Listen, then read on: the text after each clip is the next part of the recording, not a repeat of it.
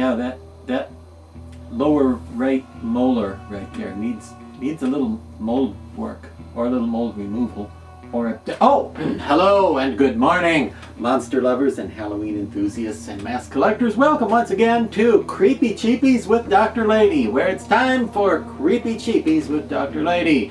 I'm Cal Worthington and his dog Spot. And what do I always say about scarecrow masks? That's right. Scarecrow masks are no help at all when your children need tutoring in algebra.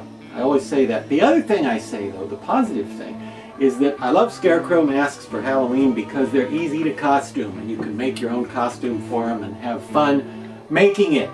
And, well, that's one of the reasons we cover scarecrow masks every so often here on Creepy Cheapies. And case in point, this youngster, this abomination, this horrifying creation called Scareborn. That's all one word, Scareborn. And I'm not sure what that title means because it kind of sounds like a pun on the word airborne. But being a scarecrow, he's not likely to be airborne unless you throw him at somebody. Then he'd be, I'm not going to do that though, because it might knock the camera over, you see. Anyway, Scareborn came out in the 2017-18 season from the folks at Ghoulish Productions. How do I know? It says on the back, Ghoulish Productions, right along the collar there. This was designed and sculpted for you by the very, very talented artist, Mr. Jorge Texta. And Jorge Texta has been sculpting and designing terrific monsters for Ghoulish Productions for, oh my gosh, forever, for like 15 years, something like that. And this is one of his creations. And what a beauty it is. It's, as you can see, it's a scarecrow that's actually sort of a zombie underneath. Sort of a rotted corpse.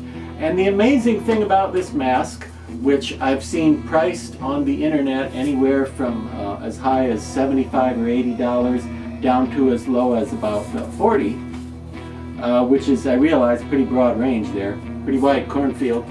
The amazing thing about him is that all this raffia you see, the straw sticking out all over the place, that came with the mask. I didn't do that myself. It came that way, which is pretty amazingly deluxe. If you can get one of these for, you know, $50 or so, I think that's extraordinary. Look at how nice the detailing is. And I didn't do any of this paint. This is the way it came. All right. I got this particular copy from Morris Costumes.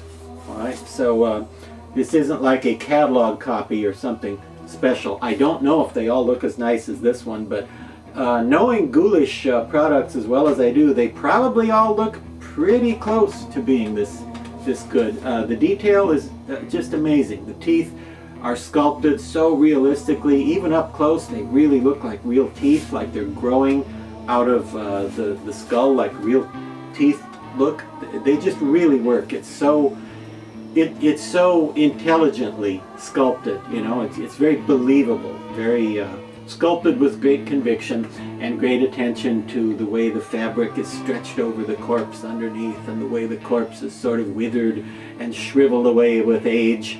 And yeah, I know, he says, look who's talking.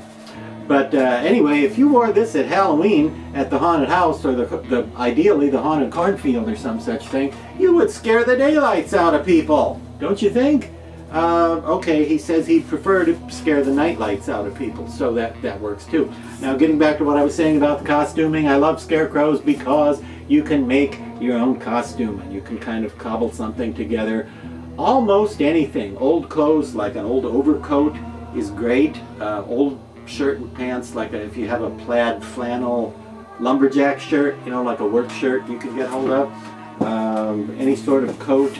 And go to your fabric store or your craft store and see if you can get some raffia, which is what this stuff is, and hot glue it to the holes in the costume and along the cuffs and the bottoms of the pant legs and stuff, so it looks like you're stuffed with straw. You can sew some strangely colored, mismatched patches on there, here and there, a little bit, but almost anything looks good for a scarecrow costume, so it's fun to put those together, I think.